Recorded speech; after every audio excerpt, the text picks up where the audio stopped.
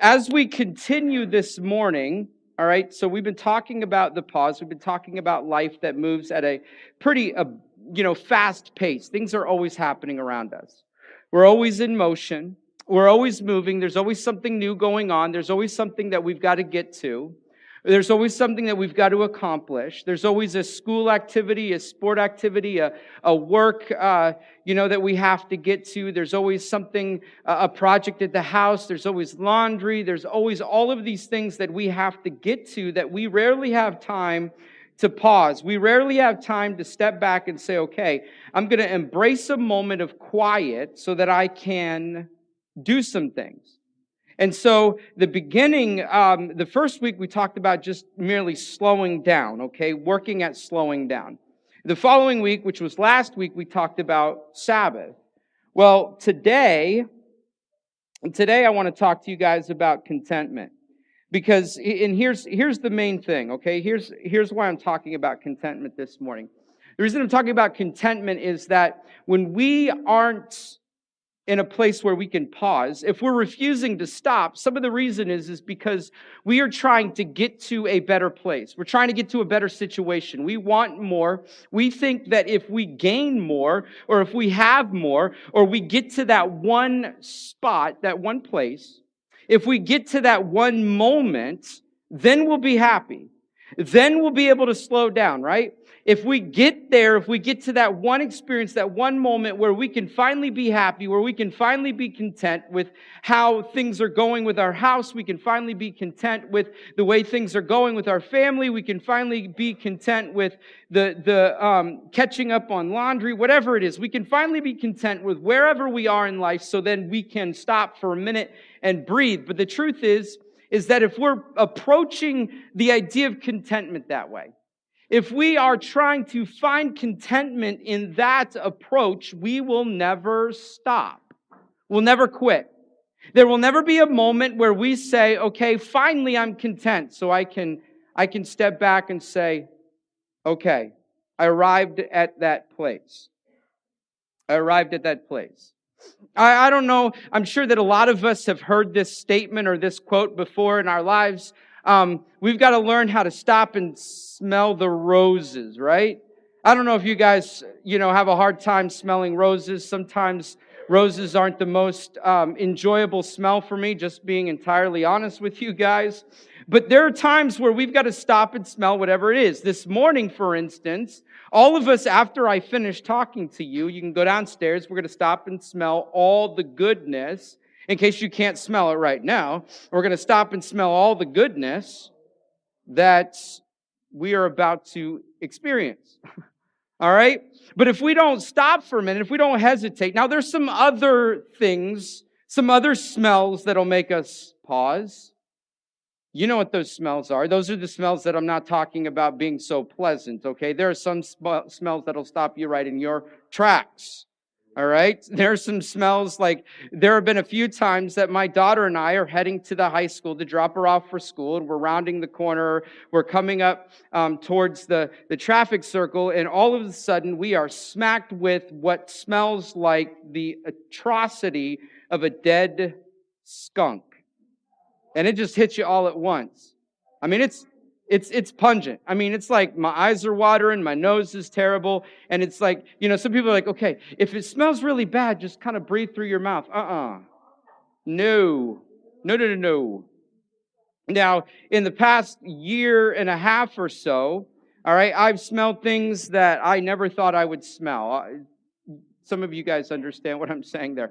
But I've always been kind of skittish with my own children and my family. My wife, was always the one to change them when they did their thing. And so smells was always something that I ran from, okay? Yeah. I don't know where I'm going with that. Anyway, there are certain smells that you want to stop and pause for. There are certain smells that you want to say, okay, there is something around me. Like for instance, as the weather changes, I know that it's a little bit early for the winter season to start, but ready or not, here it is.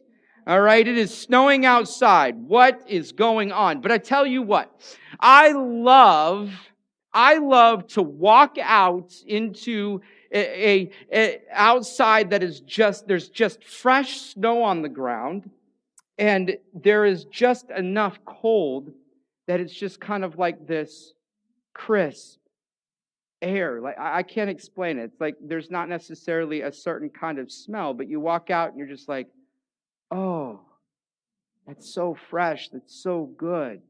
That's so, I love it.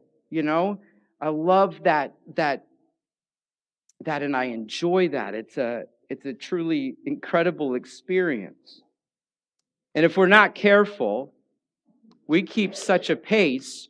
We're moving so fast. We're going and going and going that we don't have a time to stop. We don't have the time to stop and breathe in and say, wow, look at what's going on around me. There's a phrase that's common to young culture, and I'll define it for you. They say FOMO. I know that seems kind of weird, but the phrase literally means the fear of missing out. The fear of missing out. Now, the fear of missing out is this pervasive apprehension that others might be having a rewarding experience from which one is absent of. We're always afraid that someone else is having a better time, that someone else is enjoying life more than us. This is a fear that we're missing out in something, and in that fear of missing out, whether it's others or fear that we're going to miss out on something that we really want to enjoy, it just grows with intensity. And the issue is the more you feed it, the more hungry you become. It's an evil that devours all sense of true peace, joy, and contentment. Like, it's this issue like, oh no, if I don't do this, then I'm going to miss out on this. And if I don't do this, then I'm going to miss out on this. If I don't experience this, if I don't go after that, if I don't do that, then I'm going to miss out. And it's this thing that grows with intensity. You think, okay, I'm going to seek after contentment. I'm going to find this one thing. It's going to be really cool. It's going to be really awesome. And you go and you experience it. And you get there and you're like, I'm so great. And then you're still hungry. In fact, it has this ability to not just make you hungry, but it makes you more hungry. You get to that next thing and you're like, ooh, I'm going to feel great now. I'm not going to miss out. I'm going to experience that wonderful thing. And now that I've got to that wonderful thing, I can sit back and relax and say I'm content. But it only makes greater void. It only makes you more hungry. It only makes you desire more. And so, when we refuse to be content and we're at a constant pace in life, we often miss the moment. We find our lives being controlled by whatever it is that we feel we have to go toward. And the sad thing is that we get in such an intense pursuit that we don't even know what we're chasing after anymore. We have negativity that begins to spread. We look at that one thing or those things that we feel like we're going to get to that are going to bring us contentment. We see that as something that will validate our lives. Our self-esteem is lower if we can't get to that place. It makes us play life risky. It breeds discontent. It even increases our anxiety. You see, discontentment is always pointing the finger, and it's perpetual. If only I could look better in those jeans or whatever it is, right? If only I could be more organized. If only my kids would listen more. If only my spouse would do this more or do that more. If only I received more love or experienced more love. And those are important, but listen to me this morning. If only my house was bigger or my house was cleaner or whatever you want to insert there. If only I had more, or in some cases less, or bigger or smaller, right? I know that seems weird, but you're like, I got too much. I got to get rid of some, and that'll make me content. And then you get rid of some, and you start living more minimalistically. And then you get rid of some, and you're like, I got to get more. And then you get more, and you're like, that'll make me content. But it's like this: if you, if I, if we, that, if they, we'll get there. We'll get there. You see, we are being designed by culture to pursue.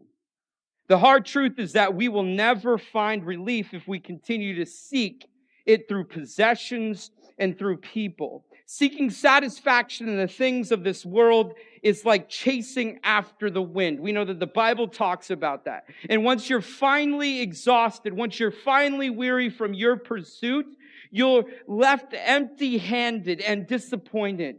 You've wasted valuable time chasing nothing when you could have been pursuing true joy, true peace, true love. In Proverbs 14:30, it says, it's healthy to be content, but envy can eat you up. Or in another translation, in the NIV, it says, but envy rots the bones. The source of contentment is not found on the road of having the better or different situation. It is found when we completely and totally release our lives to Jesus. That's where it's found. It's found when we completely trust Him. It's found when we say, okay, God is telling me I'm enough. Yes, God is telling me how much He loves me and that He's got a plan for me, that He's got a purpose for me. It's found when we realize, when we truly recognize in every essence that His love is lavish and that He is going to pour it out on our lives all the time. It was found when we begin to discover just how real and true heaven is. And Philippians 4:11 through 13 says, I'm not saying this because I am in need. For I've learned to be content, whatever the circumstances. I know what it is to be in need, and I know what it is to have plenty. I have learned the secret of being content in any situation, whether well-fed or hungry, whether living in plenty or in want. I can do all things through Him who gives me strength. Jesus. This is Paul talking. Jesus gives us all that we need. Jesus gives us everything. A lot of times we insert that Philippians 4:13 into anything. I can do all things through Christ who gives me strength, or through Him who gives me strength, okay? I am not going to be able to have a jump high enough to slam a basketball on a rim. It's just not going to happen, all right? So we can't insert, I can do all things, okay? Well, I want to fly. What? All right, there's some things that you can't insert that phrase in. What Paul is saying is that in my desperate plea for being content, whether it's with much or little, I can do all things. I can face any situation. I can feel like my life is being depraved of the very things that'll make me happy and still discover that with His strength, I've got what I need. I've got what I need. I'm going to introduce you guys to 3 words this morning, okay? Value, trust, and gratitude. Value, trust, and gratitude. If we're going to be content, if we're going to discover how to pause, if we're going to say, okay, God, you have some marvelous things laid out for my life. You have a plan for me.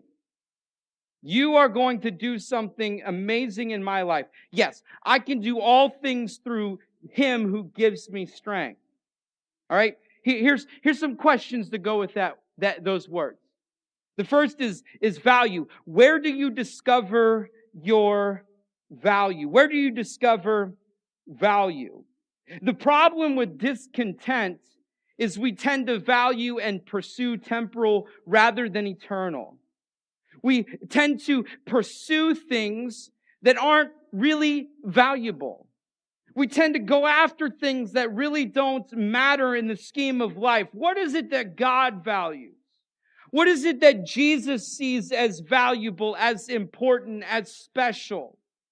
All right? Do you realize that some of the greatest things that you will ever experience inside is when you value giving more than keeping? When you value releasing more than holding on to. When you open your hands as opposed to closing your hands.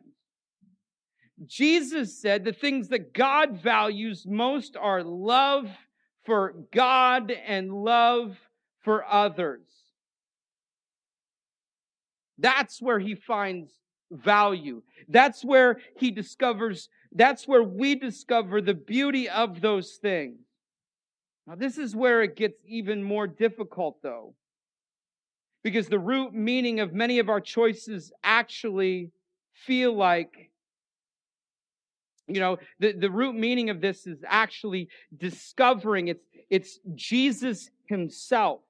And we fear that he's not going to be enough, or we may not say it, but we're afraid that, okay, I can follow Jesus. I'll do this Christian thing as long as I can be confident that he's going to give me what I want. We see him as this gift giver instead of the gift himself. We see him as this person that we want to mooch or take as much as possible from, as opposed to him being the beauty, him being the one we value most. You know that he values you most. You know that? He values you most. Can you discover the value that he has for you and discover the value that he wants us to have in him?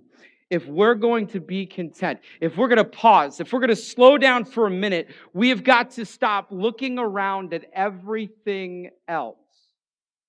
I've got to have this, I've got to have that. And start looking heavenward and saying, I have everything I need. Right? What does the Bible say? First seek the kingdom of heaven, all these things will be added, right? Seek him in his kingdom, seek him in his work, seek him in what he's doing, and everything else will be taken care of. Everything else will be handled. Everything else will be done. He's got it.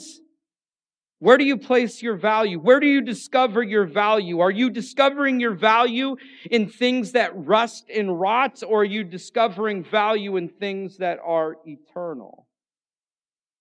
You see, thanksgiving is the enemy of discontent and dissatisfaction.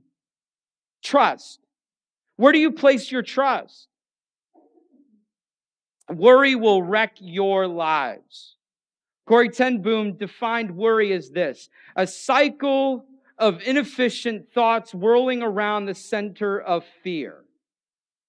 A cycle of inefficient thoughts whirling around a center of fear. Where do you place your trust?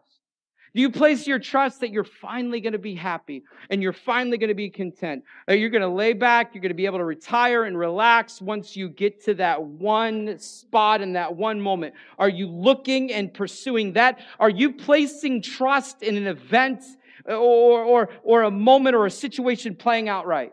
Are you trusting how the finances that you've invested in whatever you've invested in playing out right? Have you placed your trust in the money that you're going to make that's going to bring you enough to be able to settle down? Do you place your trust in something that you hold in your hands, or do you place your trust in the destiny and the purpose and where God is leading you? We get weighed down.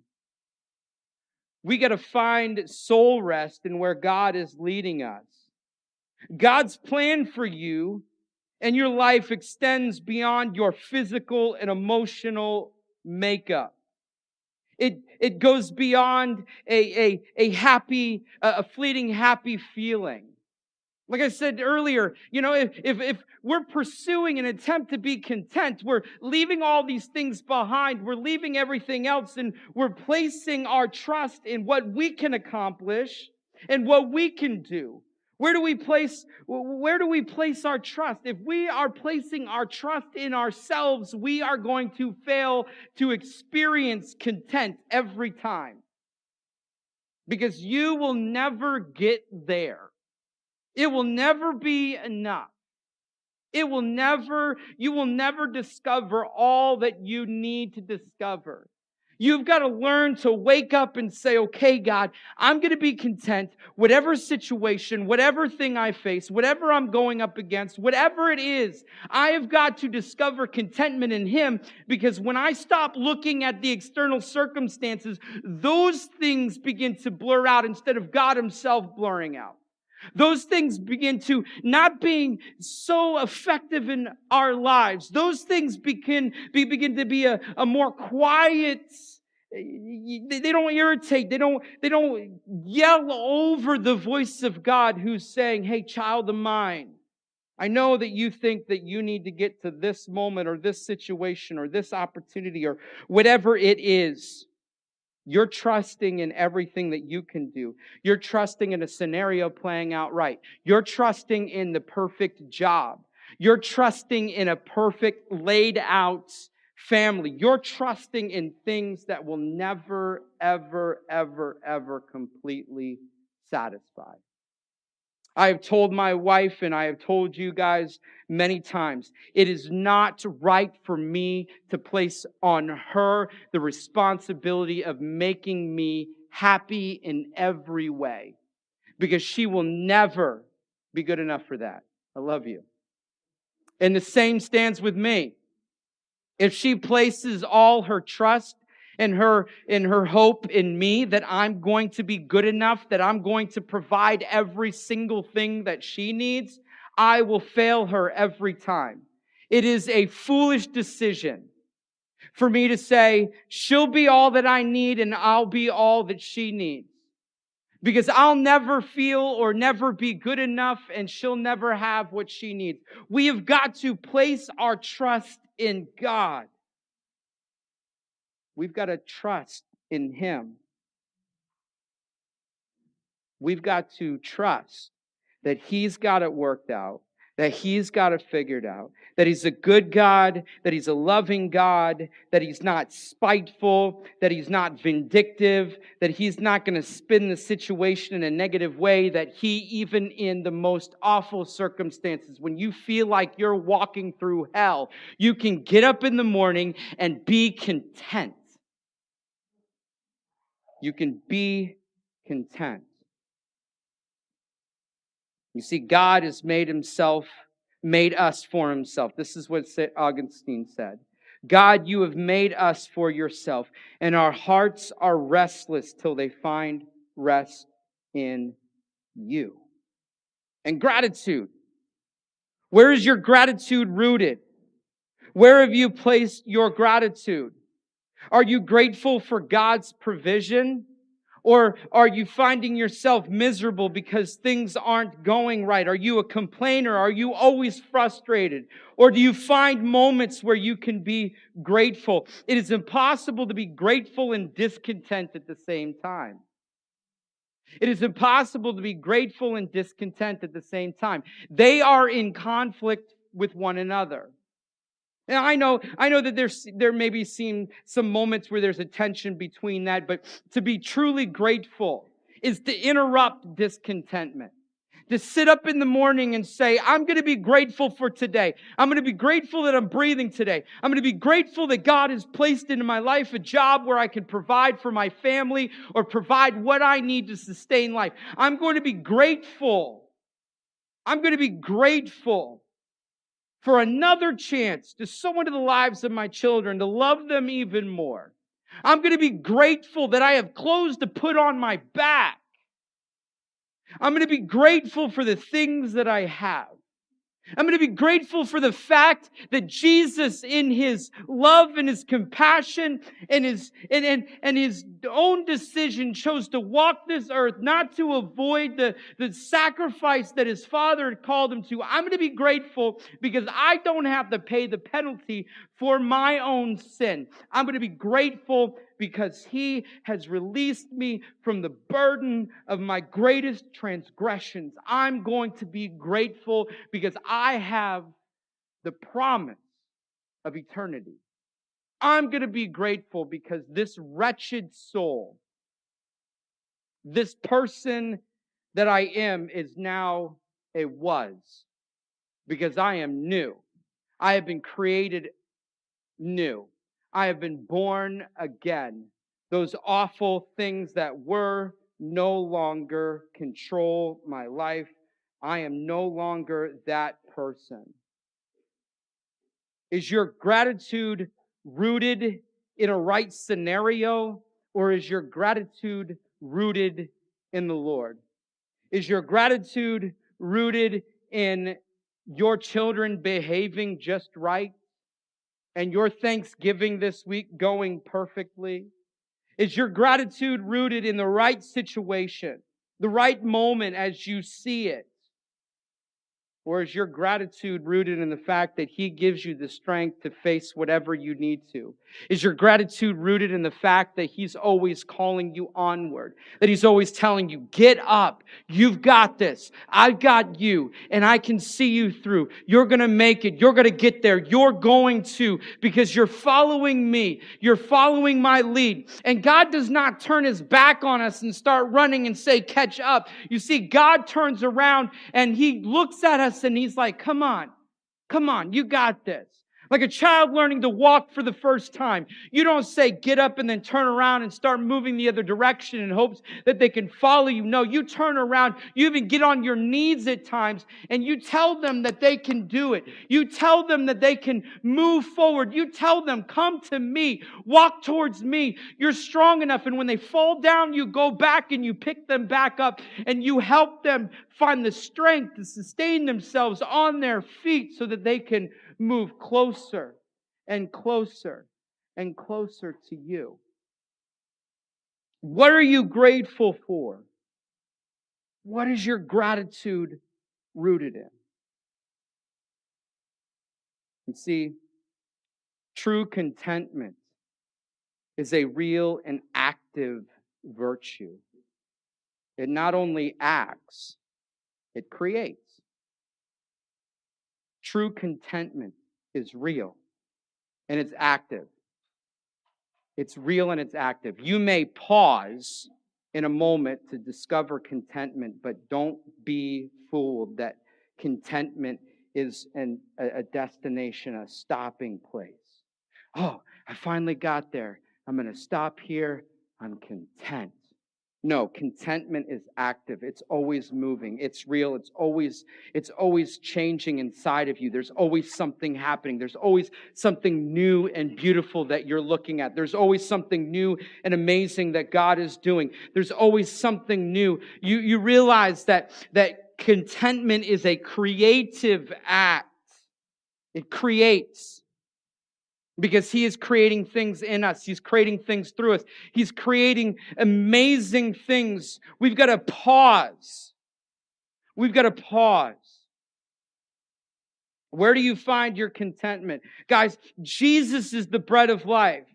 And whoever comes to Him will not hunger anymore. He satisfies the longing of our souls and He fills us up with good things. And though we are afflicted, He feeds us and we're satisfied and we praise Him and our hearts live forever. In His presence there is fullness of joy and pleasures forevermore. You see, God and God alone is man and woman's highest good.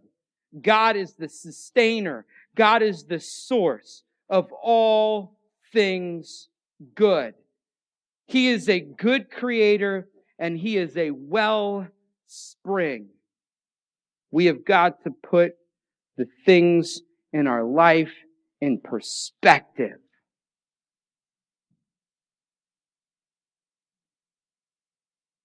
Because if we continue to chase and chase and chase and chase, that will leave us famished.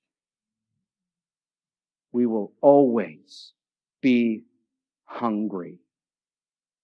Always be dissatisfied. Always want what we believe we have yet to have. And if we would pause for just a moment, crack that beautiful book open that God has preserved all this time and begin reading the narrative that He is saying to us every day, we will not hunger anymore. As we discover the true introduction to our love, His love for us if we experience Christ in his fullness. As he told the woman at the well, you will never thirst again. And I know some of us in this room, we've been thirsty before. And I'm not talking about physically. I'm talking about being parched and dry and desperate.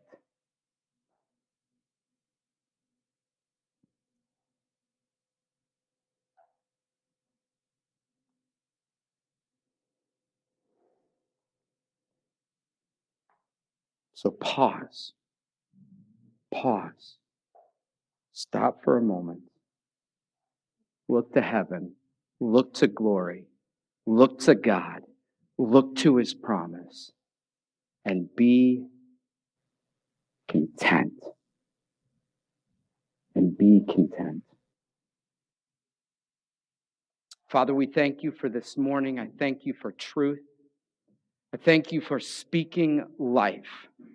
I pray, Father, today that if any in this room have yet to experience the true and lasting love of you, Jesus, that we would call out to you and that we would experience it in all its wonder.